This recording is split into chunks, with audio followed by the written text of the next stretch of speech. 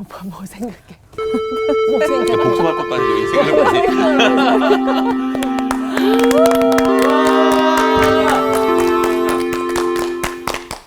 안녕하세요. 예, 안녕하십니까. 안녕하세요. 잘 지내셨어요? 네. 예, 오늘따라 좀 더 멋진 것 같아요. 예, 선생님이 최고 멋지시죠. 우리 상훈 학생부터 좋은 일 있어요? 뭐 좋은 일이야 늘 많죠, 목사님. 소문에 듣자니까 네. 뭐 신곡이 나왔다고. 신곡을 뭐 작곡한 곡이 있는데요. 뭐 그건 뭐 누구나 작곡하는 거죠. 강의 중에 탄생한 곡이라고. 네, 네, 궁금하더라고요. 근데 이게 노래를 잠깐 또 들려달라고 하시려고 그러죠, 잠깐. 한번 첫 소절만. 어떡하지? 여기 사실은 여기 그 어떤 약간 살짝 얘기하면 예수님께서 들었으실 때 아무런 조건이 없다. 뭐 이런 내용을 딱 듣고 그때 당시에 없다라는 곡을 썼거든요. 없다. 없다. 괜찮네요. 잠깐 앞에만 불러 테니까 뒤에 코러스 좀 해주세요. 네. 하나, 둘, 셋, 넷. 주님은 너를 들었으셔. 쓰셔. 주님은 너를 사랑하셔. 하셔. 어떠한 조건도 없어. 없어. 이런 노래. 후렴은 잘한다. 뭐예요? 후렴은 없어요? 후렴. 없다. 신나네. 예, 역시 네. 기대를 저버리지 않아요. 오. 예, 대박이 날 것 같아요. 감사합니다. 네. 예, 뜻깊은데요. 네. 강의 중에 네. 성경 말씀 배우다가 네. 탄생한 곡이라 멋있다. 그런 곡이 많이 있습니다. 여러 잘 개 되길 바랄게요. 네, 감사합니다. 감사합니다. 그러면은 저작권료에 선생님이 그래서 들어야 지금 되지 않아요? 그렇지. 작사에 김상훈, 송태근 이렇게 쓰려다가 송태근 목사님 부끄럽다. 언제 그럴 수가 그런 얘기 하신 적 없는 것 같은데. 나 전혀 그런 얘기 하지 않았어요. 자, 오늘 복습이 누굽니까? 네, 접니다. 네, 우리 광우 학생. 네, 지난 시간에 그 마가복음 9장 43절에서 50절까지 말씀을 배웠는데요. 네. 교회를 넘어 예수에게로라는 제목으로 얘기해 주셨는데 구원 받은 사람들의 삶의 행실에 대한 이야기다라고 설명을 해주셨던 게 기억이 나고 그 손, 발, 눈은 다리 연결돼 있는데 그 당시 이스라엘 사람들이 그 그리스도 안에 그 지체인식이 없어서 이런 어떤 어려운 범죄에 대한 문제들로 인해서 그 부분에 대한 지적들에 대한 이야기들이라고 설명을 해주셨던 것 같고요. 그러면서 정결한 주의 백성으로 살아가야 될 텐데 그 부분에 대해서 불로써 소금을 치듯 하라라고 하는 말씀이 어떤 말씀인지 되게 잘 몰랐다가 얘기해 주셨던 게 그 솔로몬 시대에 막 창궐했던 그 우상 숭배가 요시아가 그 우상들을 다 이렇게 수거하고 그것을 이제 그 흰놈의 골짜기에서 태웠죠. 불태우면서 일어났던 불의 연기가 이스라엘을 정결하게 했던 상징을 했던 것처럼 이스라엘에게 정결을 상징하는 물질이 소금이었는데 그 불로서 소금치듯 하는 것이 중요하다라고 설명해 주시면서 고린도후서 5장 17절 말씀에 보면 그런즉 그리스도 안에서는 새로운 피조물이다. 이전 것은 지나갔고 보라 새 것이 됐다. 달라지는 게 아니라 인간은 하나님의 은혜로 바뀌어가는 것이고 그 다음 말씀에 화목하게 할 직분에 대해서 얘기하시더라고요. 결국 우리 안에 정결된 삶으로 화목할 직분을 가지고 사랑의 열매를 맺어라. 이런 말씀하신 것 같습니다. 역대급이야. 여태까지 이렇게. 아니야. 계속 역대급이야 지금. 근데 내용 정리가 진짜 딱 쏙쏙 들어오네요. 힘들었어요. 정리가 좀. 진짜 복습을 했군요. 진짜 했습니다. 굉장히 논리적으로 설명을 참 잘했습니다. 진짜. 왜냐하면 지난주 내용이 개념 설명 자체가 어려웠던 좀 어렵더라고요. 복습이. 내용이었는데 너무 잘했어요. 진짜. 그 손, 발, 손발. 눈 네. 이건 삶과 행위를 얘기하는 네. 거죠. 근데 끊어버려라. 이 말은 사실상 진의가 아니고 네. 공동체성을 네. 역으로 강조한 거죠. 역으로. 근데 이게 참 어려운 개념이거든요. 네. 근데 우리 광우 학생이 지금 설명을 잘했고 또 불과 소금의 관계도 네. 정확하게 설명을 해주셨어요. 오늘 수업 마가복음 33강 결혼의 신비. 자, 오늘은 결혼의 신비에 대해서 우리가 공부를 좀 할 텐데 우선 성경을 좀 읽고 시작하시다. 우리 향기 학생부터 마가복음 10장 1절서부터 네. 자, 읽으세요. 예수께서 거기서 떠나 유대 지경과 요단강 건너편으로 가시니 무리가 다시 모여들거늘 예수께서 다시 전례대로 가르치시더니 바리새인들이 예수께 나와 그를 시험하여 묻되 사람이 아내를 버리는 것이 옳으니까 대답하여 이르시되 모세가 어떻게 너희에게 명하였느냐 이르되 모세는 이혼 증서를 써주어 버리기를 허락하였나이다. 예수께서 그들에게 이르시되 너희 마음이 완악함으로 말미암아 이 명령을 기록하였거니와 창조 때로부터 사람을 남자와 여자로 지으셨으니 이러므로 사람이 그 부모를 떠나서 그 둘이 한 몸이 될지니라.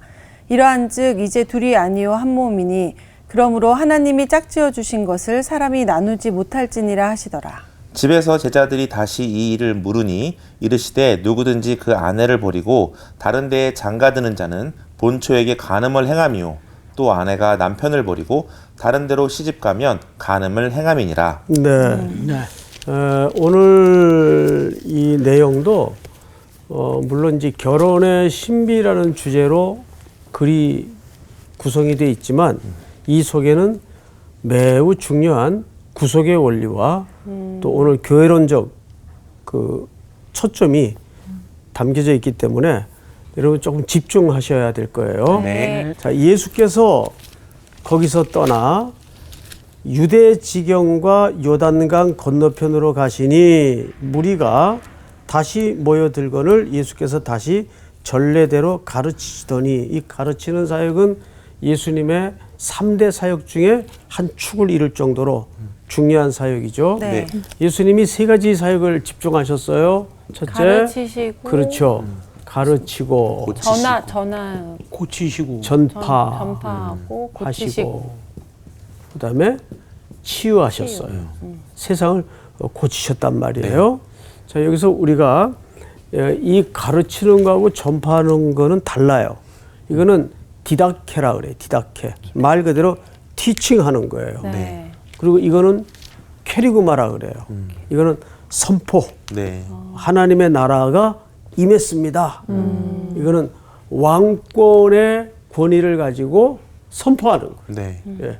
그리고 그 선포된 내용을 뭐 해야 되겠죠? 가르치고. 말씀을 통해 가르치는 거예요. 그러니까 사실 이런 내용들은 분리될 수 없는 내용들입니다. 굳이 분리를 하자면 이제 세부적으로 이렇게 3가지 사역을 집중하셨다. 뭐 치유에도 보면 많은 영역이 또 있잖아요. 심리적인 치유, 육체적인 치유, 영혼의 치유. 영적인 이거 다 치유란 말이에요. 네. 그리고 관계의 치유. 다 치유란 말이죠. 근데 이제 너무 여기에만 집중해도 안 되고 여기에만 집중해도 안 되고 이것만 강조해도 교회가 한쪽으로. 뒤뚱거릴 수가 있어요. 네. 그래서 성경에 보면 적당히라는 표현이 가끔 등장을 하는데 이 적당히라는 말이 무슨 뜻인지 아세요? 적당히. 이게 충분히 크지도 의라는 작지도 않게? 뜻입니다. 의? 의? 바르다. 아. 예, 알맞다. 알맞다. 예. 하나님께서 우리 수의자매를 적당히 만드셨어요. 대단히 잘 만드셨어요. 적당히 너무 적당인데. 적당이라는 말은 하나님의 의로움이라는 개념으로도 통합니다. 요엘서에 보면 이른 비와 늦은 비를 어떻게 주세요? 적당히. 그렇죠. 맞아. 잘 적당히가 원래 진짜 어려운 거예요. 제일 어려워. 제일 어려워. 제일 어려워. 요리할 때도 그렇잖아. 적당히 넣으세요. 제일 어려운 거예요. 맞습니다. 적당히 진짜 어려워. 그 비가 왕창 와버리면 농사는 왕창 망해요. 맞아요. 그렇죠? 적당히 와야 돼요. 그러니까 맞아요. 거기서 말하는 적당이라는 딱 것은 맞게. 거기 딱 맞게. 알맞게, 딱 맞게 네, 그런 뜻입니다. 그러니까 알맞게. 저 적당히 사는 삶이 어떤 삶이어야 하는가에 대해서는 저는 이거를 하나님의 균형이라고 봅니다. 균형, 밸런스. 네. 자, 그러면 이제 오늘 본문으로 들어가십시다.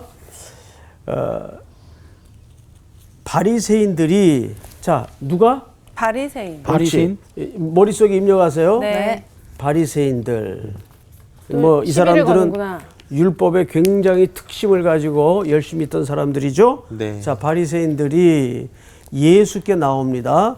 그를 뭐하여 묻되 시험하여 예, 묻되. 벌써 이 시험이라는 말은 올무라는 뜻이죠. 덫을 놓는 거예요. 예수님을 어떻게 하든 해코지하기 위해서 시험하여 묻되 사람이 아내를 버리는 것이 옳습니까? 자, 그러면 오늘 복습을 기가 막히게 해주신 우리 광호 학생이 네. 한번 제가 드리는 질문에 네. 꼼꼼히 생각을 해보세요. 적당히 얘기해. 바리새인들이 네. 하필 왜 이 주제를 물었을까요? 예수님에게. 아내를 버리는 게 옳습니까? 라는 주제를 네. 바리새인들이 왜 하필 예수님에게 결혼도 안 한 예수님에게 물었을까? 그 생각 해보셨어요? 네, 갑자기 해보겠습니다.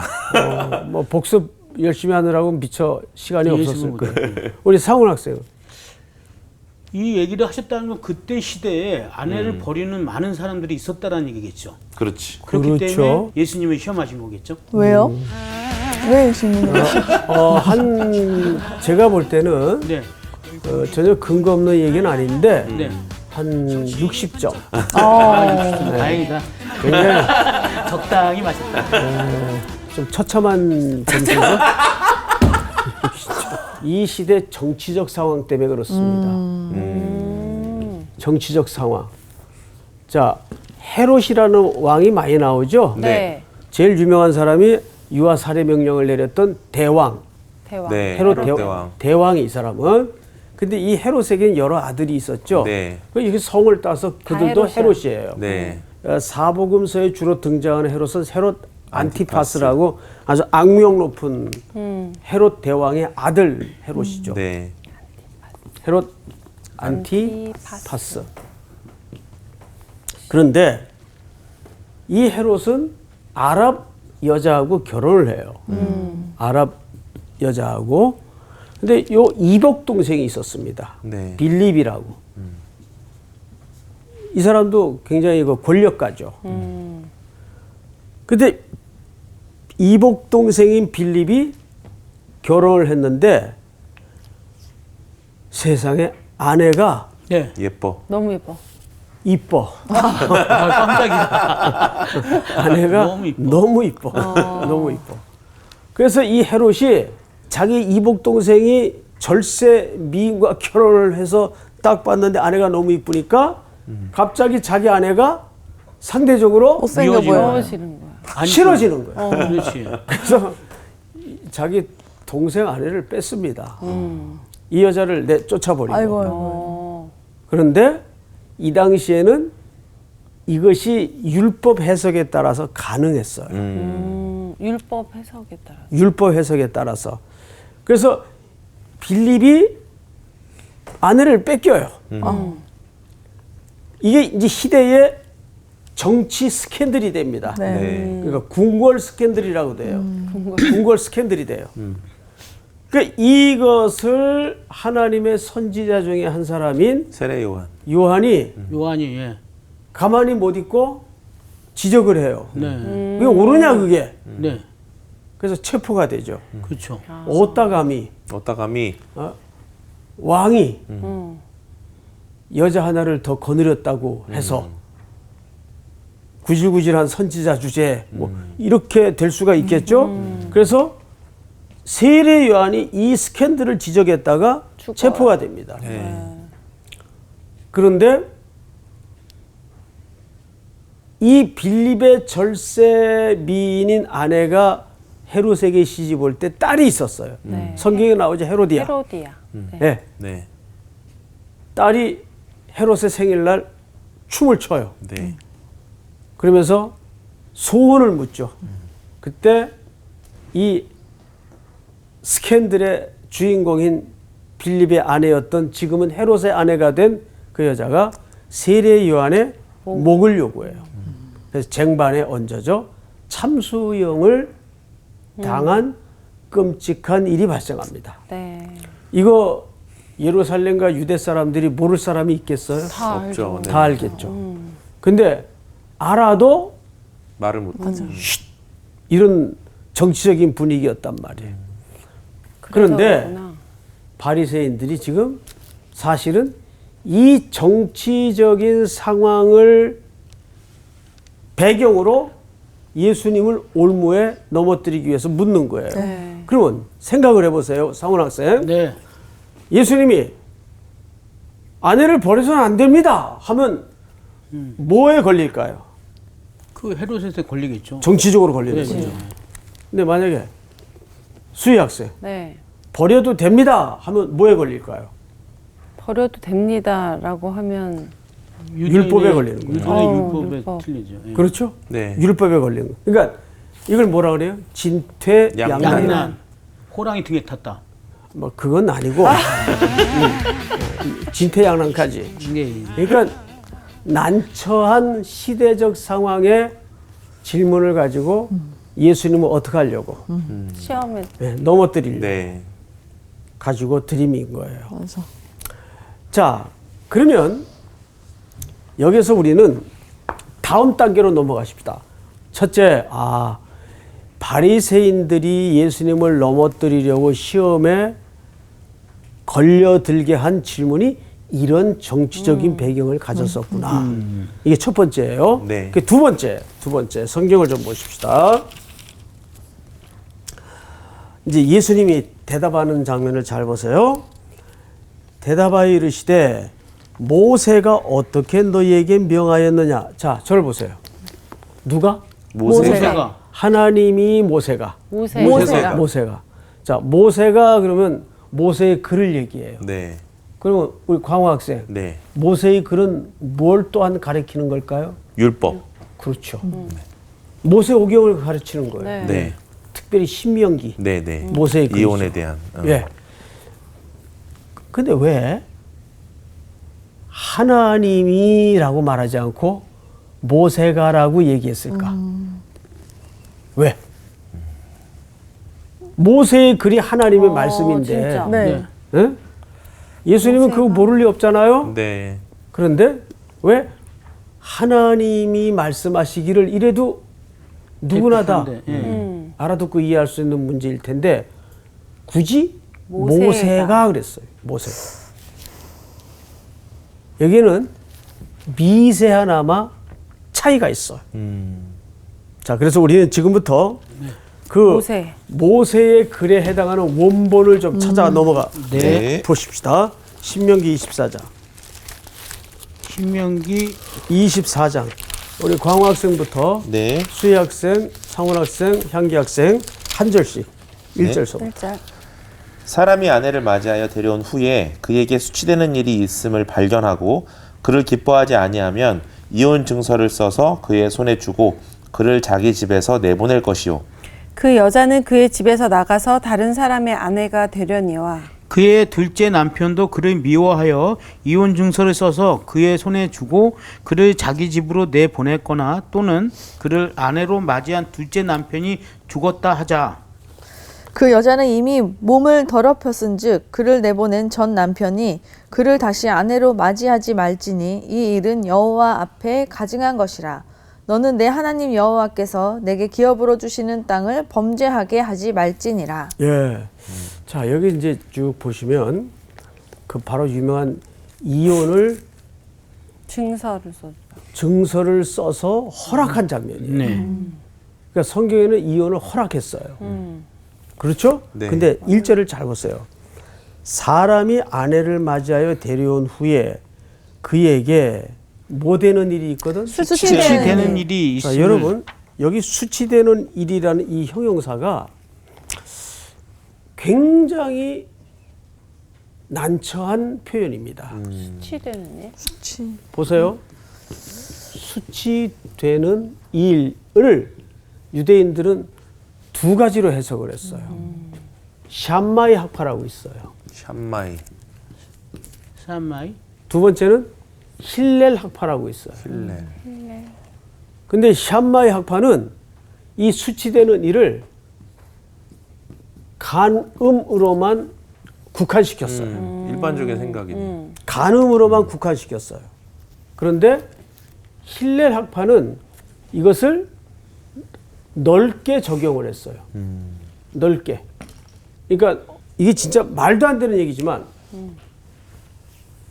밥을 먹는데 돌을 씹었어.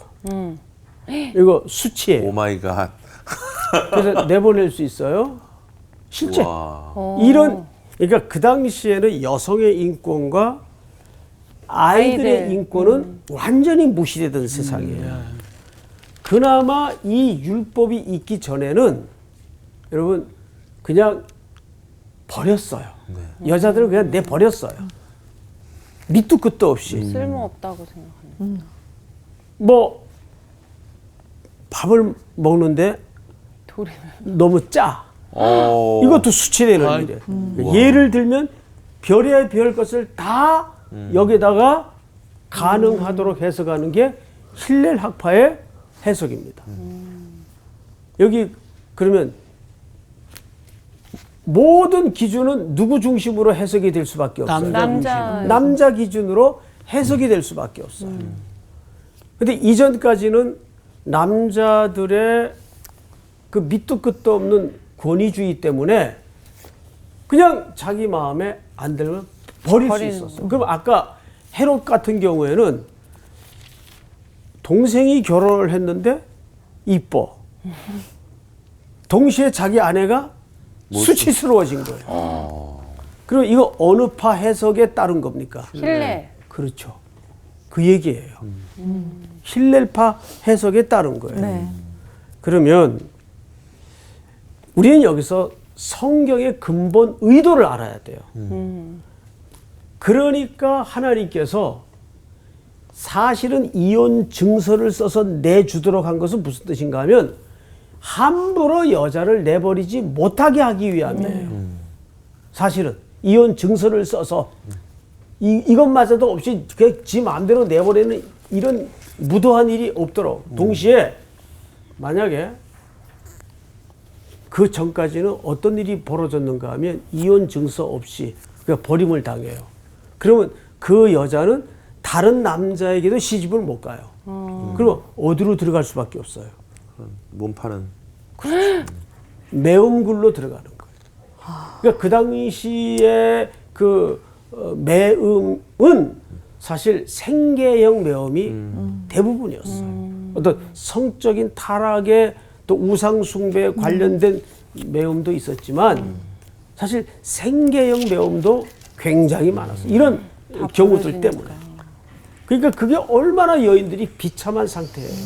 그래서 그런 것을 막기 위해서 뭘 써서 주라고요? 이혼 증서. 자, 그러면 여기서 사실 드러내고자 하는 것은 뭐냐면 하나님의 본심은 아니다 그 뜻이에요. 이혼을 하라고 하는 것이 네네 그렇죠. 증서를 써주는 것이 네네. 하나님의 본심은 아닌데 아니죠. 모세를 통해 그 글을 그렇게 씀으로써 최소한 여성의 인권과 보장해주고. 존엄한 하나님의 형상으로서의 가치는 네네. 보호해야 되겠다는 하나님의 마음을 읽어야 된다는 네. 거예요. 이해가 돼요? 네, 여러분? 네. 자, 그러면 오늘 본문으로 다시 돌아가서 3절을 다시 보세요. 대답하여 이르시되 모세가 어떻게 너희에게 명하였느냐. 이르되 모세는 이혼 증서를 써주어 버리기를 허락하였나이다. 이게 본심이 아니란 말이에요. 네네.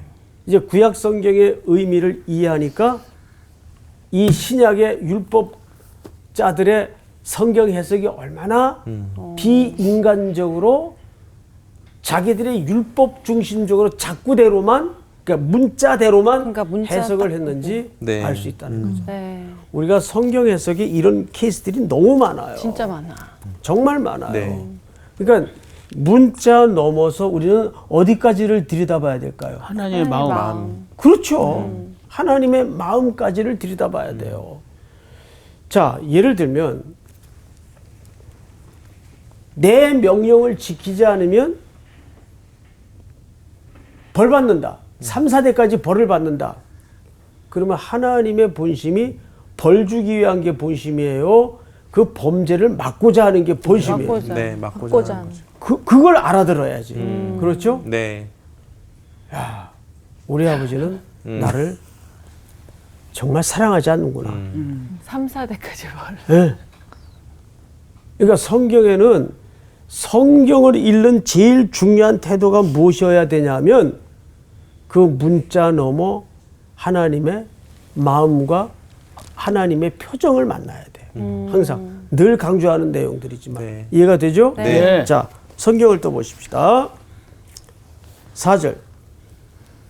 이르되 모세는 이혼 증서를 써주어 버리기를 허락하였나이다. 이거 원래는 이 의도가 아니란 말이죠. 자, 5절을 다 같이 한번 읽겠습니다. 시작. 예수께서 그들에게 이르시되 너희 마음이 완악함으로 말미암아 이 명령을 기록하였거니와. 정확하게 예수님이 그 해석에 잘못된 점을 집어내죠. 네. 근데 무엇 때문에 했다고요? 완악함 때문에. 여러분들은 이 완악함이라는 표현을 어떻게 이해하세요? 뭔가 이기적이고 악한 자기의 뜻대로 이렇게 악하게 네, 행동하려고 그치, 하는 맞아. 것들. 고집이 센 걸 완악하다 그러지 않아요. 이 완악함의 원형이 누군지 아세요?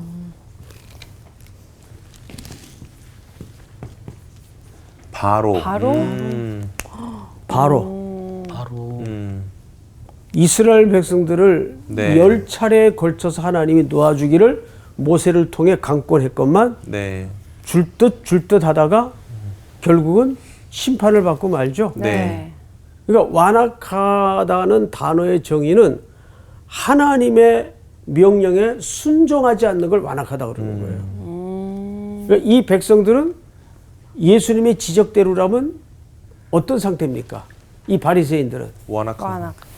율법에 정통한 사람들인데 가장 하나님의 명령을 안 듣는 사람들이 되어버리고 만 거예요. 역사적인 시대적 아이러니죠. 네. 완악한 마음이 있으니까 예수님을 계속 시험해서 뭔가 꼬투리를 잡으려고 그렇죠. 하는 게 있겠죠. 그러니까 바울이 그 얘기를 너무 리얼하게 묘사를 했는데 열심으로 의를 행하나 열심으로 죄 지은 것밖에 없는 게 인간이다 그랬어요. 우리가 교회에서도 그럴 때 많아요. 자기는 열심을 다 하나님을 위한다고는 하지만 방향이 잘못되면 열심으로 하나님을 거역하는 행위가 되는 경우가 얼마나 많아요. 네. 그러니까 저는 요즘 이런 생각을 해요. 소위 시대정신. 시대정신을 뭐라 그래요? 트렌드. 또 상황 논리. 허무주의. 이게 지금 어느 시대든지 피할 수 없던 사람들의 그 황폐된 상태예요. 네. 그래서 어떤 교수님은 매해마다 시대 정신이 어떤가 책을 내요. 뭐 예를 들어서 2021년도는 이런 트렌드가 유행할 것이고 다 맞는 얘기예요. 옳은 얘기예요. 다 그렇게 책에 쓰여진 대로 예측이 보여지는 내용들입니다. 그런데 제가 그런 책들을 몇 권 이렇게 일부러 읽다가 놔버리는 경우가 왜냐하면 이게 무슨 답이 되냐. 진단은 할 수 있는데 이건 치료책도 안 되지 않느냐. 맞아. 그리고 이 시대를 치료하고 병든 영혼들을 결국 고치는 게 뭐 해야 될까요? 말씀밖에 없어요. 예? 자, 오늘 그러면 이 얘기가 어디로 이제 확대되는가를 조금 더 진일보해서 보도록 하십시다. 네. 성경을 좀 보세요. 예수께서 그들에게 이르시되 너희 마음이 완악함으로 말미암아 이 명령을 기록하였거니와 창조 때로부터 사람을 뭐로 지으셨어요? 남자와 여자로. 예. 남자와 여자로 지으셨어요. 그래서 결혼은 남자와 누구와? 여자가 해야 되나? 예, 남자와 여자가 해야 됩니다. 뭐 여기 이유 있어요? 이유 없죠? 대답 안 하는데? 자,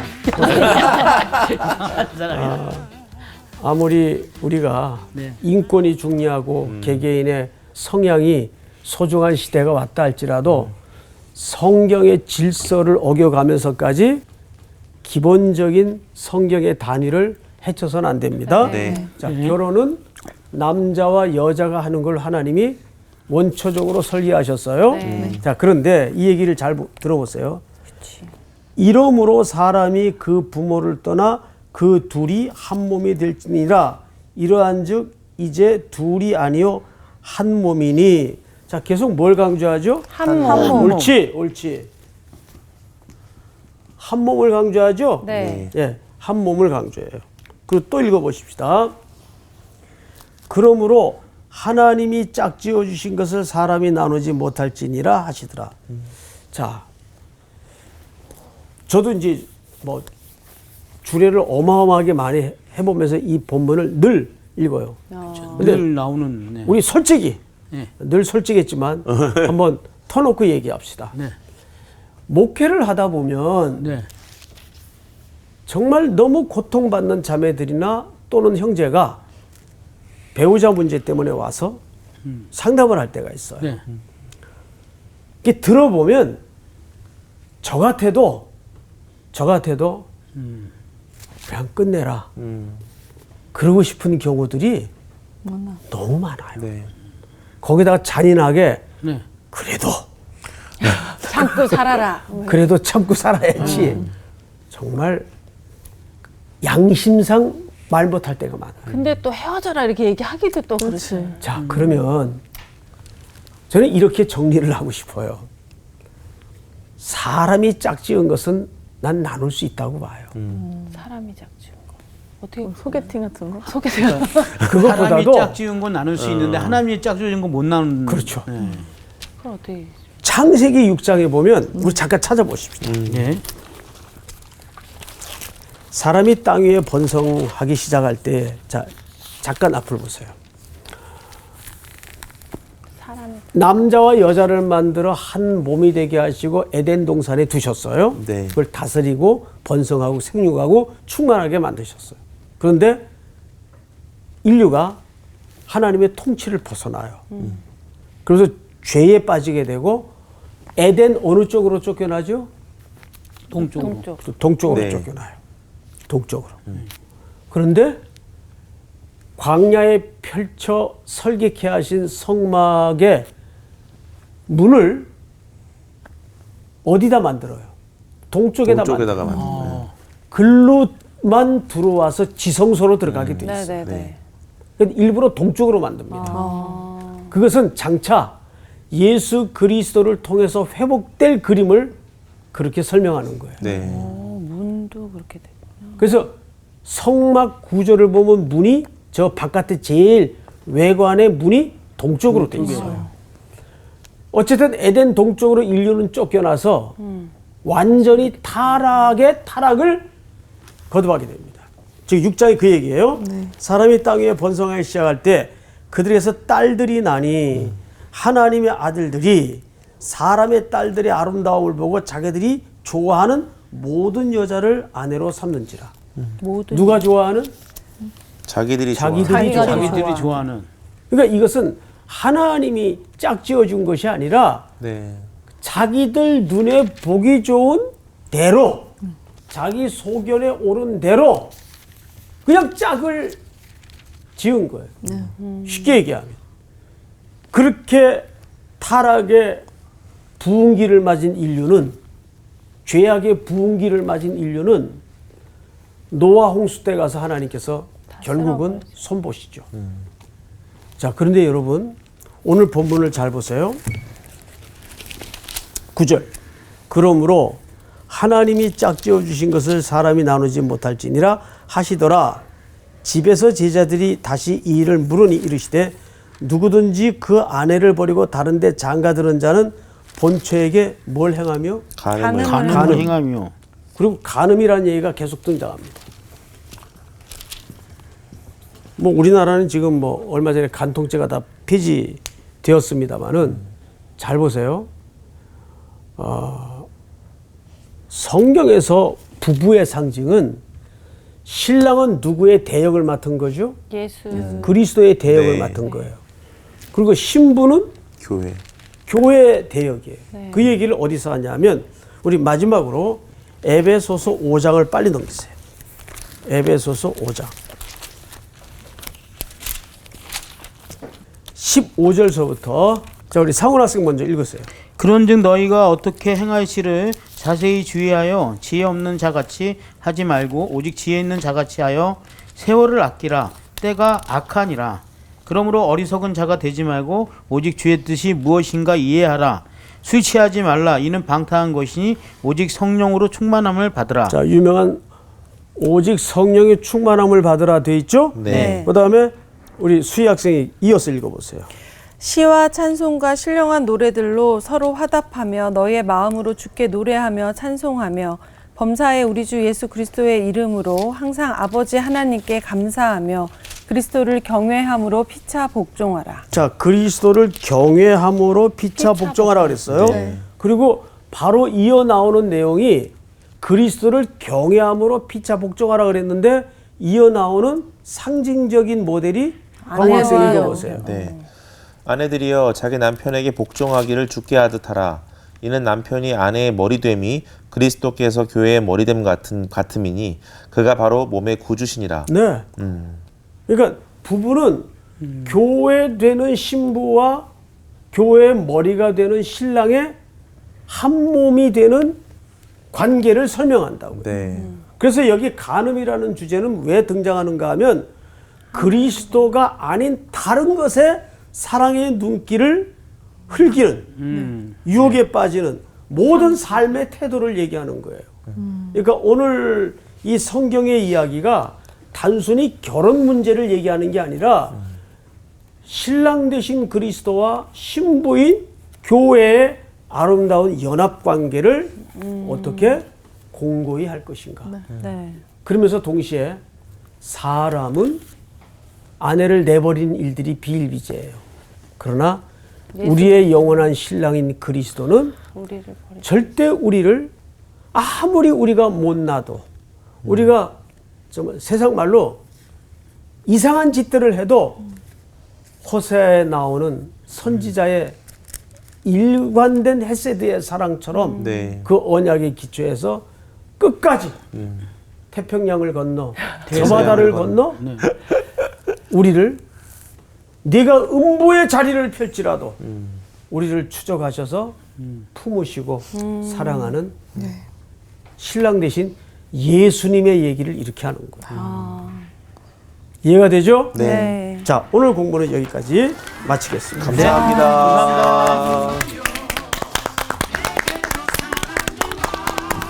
와, 참. 아, 부부와의 관계가 이런 거라는 걸 다시 한번 생각하게 된 시간인 것 같아요.